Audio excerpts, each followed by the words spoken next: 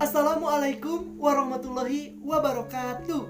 Sebelumnya izin memperkenalkan diri. Nama saya Fajar Tinanda Rahayu, kelas 12 IPS 1 SMA Negeri 1 Purwakarta. Nah, apa kabar teman-teman kalian semuanya yang ada di rumah? Tentu sangat bosan dengan pembelajaran jarak jauh atau BDR ini. Nah, di sini Fajar akan memberikan beberapa materi mengenai musik kontemporer. Coba teman-teman ada yang tahu apa itu musik kontemporer? Pasti ada yang belum tahu dan ada yang sudah tahu. Kalau misalnya yang sudah tahu, boleh komen di bawah ini. Dan jangan lupa like and subscribe. Dan jangan lupa juga boleh share ke teman-teman agar teman-teman kalian tahu dan mendapatkan informasi-informasi yang sudah Fajar kemukakan di YouTube ini. Nah, sebelum kita mengetahui materi-materi musik kontemporer, alangkah baiknya kita mengetahui dulu pendahuluan dari musik kontemporer. Apa aja sih pendahuluan musik kontemporer? Cukup simpel kok. Musik kontemporer disebut juga dengan musik garda depan. Musik ini dapat menghasilkan musik-musik yang lebih bagus dari aslinya, meskipun dimainkan tanpa menggunakan alat musik yang asli. Nah, ada juga loh sejarah mengenai musik kontemporer yang ada di Indonesia ini. Coba teman-teman yang ada di rumah, apakah sudah tahu sejarahnya? Pasti belum kan? Nah, musik kontemporer di Indonesia telah berkembang sejak sebelum proklamasi kemerdekaan Indonesia.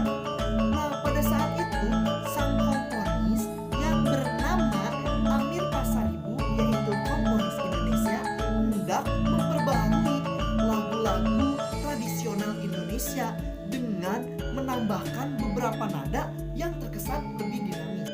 Kemudian musiknya itu yaitu berupa musik kontemporer semakin meluas sejak diadakannya Pekan Komponis Muda di Taman Ismail Marzuki pada tahun 1979. Nah, pada dasarnya musik kontemporer di Indonesia meniru budaya barat, akan tetapi yang digunakannya adalah musik-musik daerah setempat, daerah yang ada di Indonesia. Selanjutnya ada juga musik kontemporer dan kombinasinya adalah perpaduan antara musik tradisional Indonesia dengan musik barat. Nah, kita masuk ke dalam pengertian musik kontemporer. Coba sahabat, sekali lagi, apakah kalian sudah tahu apa pengertian dari musik kontemporer itu? Nah, belum tahu kan? Ayo kita dengarkan ya. Musik kontemporer sebenarnya adalah musik yang keberadaannya berkaitan erat dengan mengalirnya waktu. Itulah mengapa musik kontemporer sering juga disebut musik garda depan, karena musik tersebut selalu mengedepankan sebuah era. Nah, ada juga musik kontemporer juga lazim loh menyandang sebuah sebutan, yaitu new music atau sering dikenal juga musik baru. Kenapa? Karena sebagai konsekuensinya keberadaannya yang selalu mengedepankan sebuah era atau zaman. Nah, musik kontemporer ini dituntut untuk menghasilkan suatu yang baru, sebuah karya musik yang belum pernah diciptakan sebelumnya. Selanjutnya, secara gampangnya, musik kontemporer diambil dari kata kontemporer, memiliki arti masa kini. Nah, musik ini yaitu adalah musik kontemporer. Musik kontemporer adalah jenis musik yang baru. Nah, teman-teman sudah tahu kan pengertiannya? Selanjutnya ada beberapa unsur-unsur musik kontemporer. Coba teman-teman pasti gak akan tahu kalau misalnya Fajar belum ngasih tahu kepada teman-teman. Mungkin yang udah tahu juga boleh komen lagi ya. Nah, berikut adalah unsur-unsur untuk mengetahui musik kontemporer. Yang pertama yaitu ada warna nada, harmoni, ritme, dan melodi. Selanjutnya ada karakteristik umum pada musik kontemporer. Nah, teman-teman tahu gak sih karakteristik umum pada musik kontemporer itu? Coba, yang pertama yaitu melodi liriknya tak sebanyak periode sebelumnya. dan adanya harmoni yang disonan dan ritme yang kompleks. Dan keempat, terdapat banyak suara perkusi loh. Dan yang kelima, penggunaan suaranya yaitu sintetis dan juga elektronik. Selanjutnya ada ciri-ciri. Coba teman-teman pasti tahu ciri-ciri dari musik kontemporer sesuai dengan melekatnya dalam kehadiran musik kontemporer tersebut. Nah, yang pertama ada judul. Sudah tahu dong, judul-judul gak asing lagi buat kalian, digunakan dalam karya-karya musik kontemporer.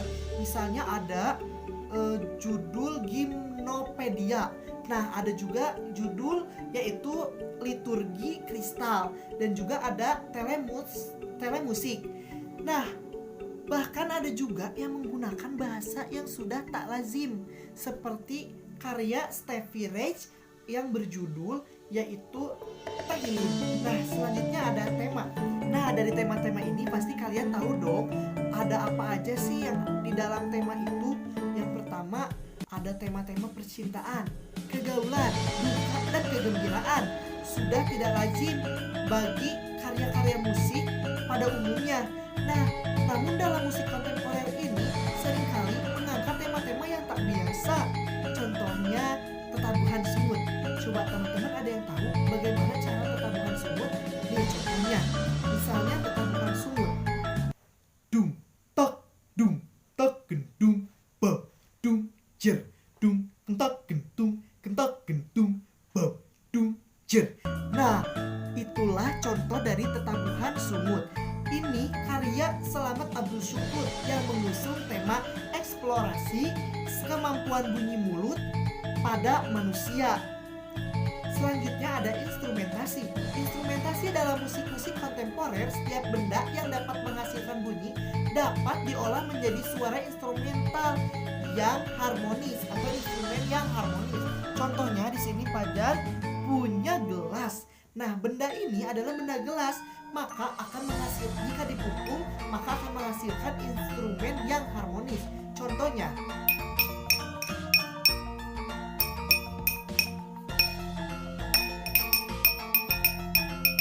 nah, itu adalah bunyi benda yang dapat menghasilkan instrumen yang harmonis.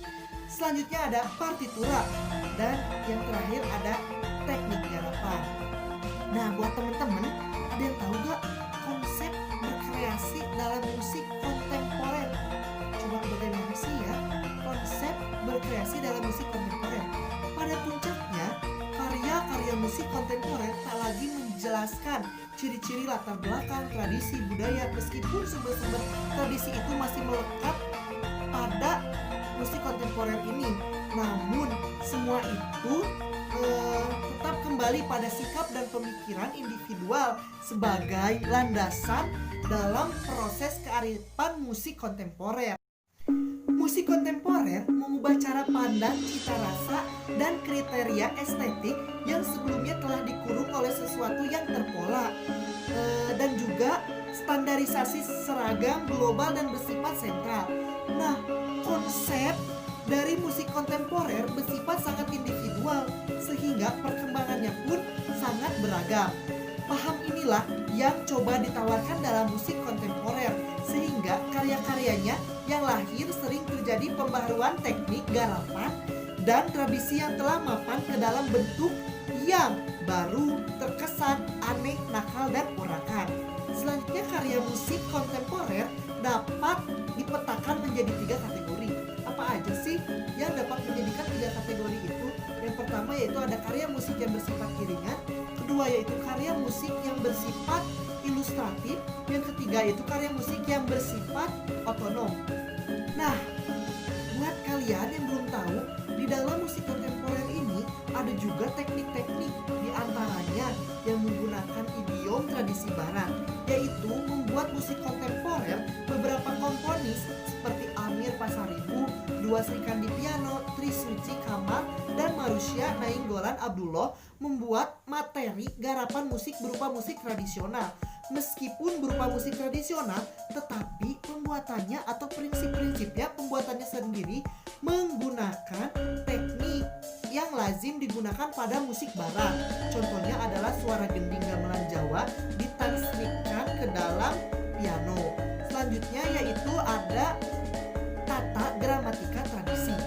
Berbeda dengan teknik sebelumnya, teknik menciptakan musik kontemporer dengan cara ini adalah dengan memberikan nuansa baru pada musik tradisional yang sudah ada.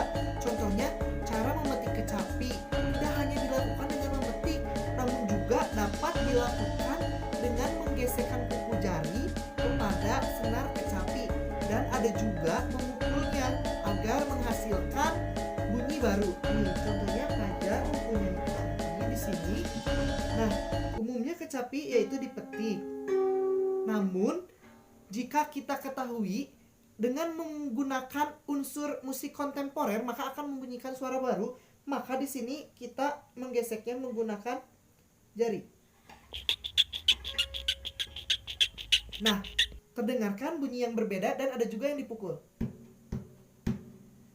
Nah, dari situlah hal ini bisa saja disebut dengan merubah fungsi tiap instrumen untuk menciptakan nada atau suara bunyi yang baru.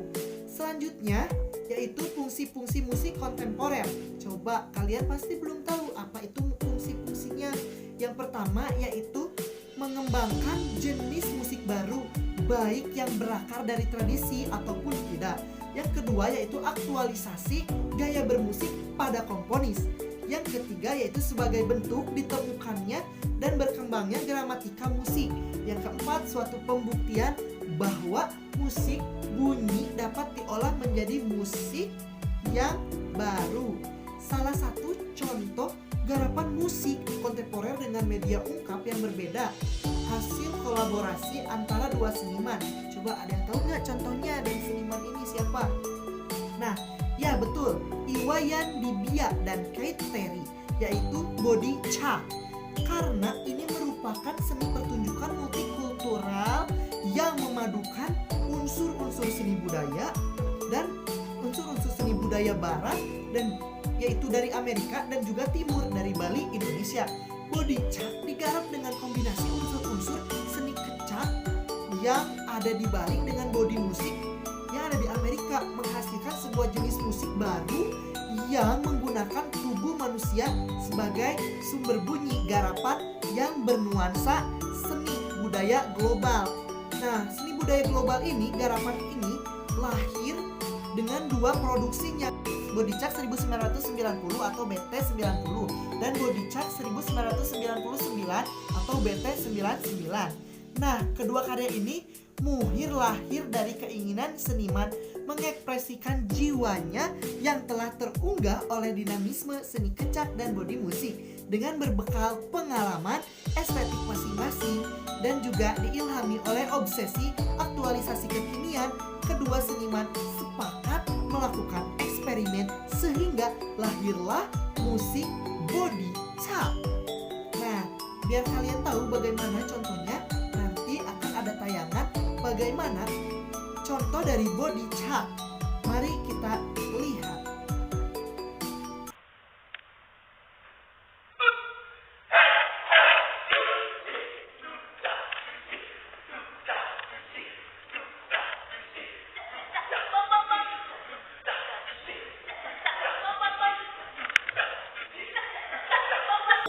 Nah, sekian materi-materi dari musik kontemporer yang sudah Fajar jelaskan. Semoga kalian mengerti dan kalian memahami dan juga dapat diamalkan oleh kita semua.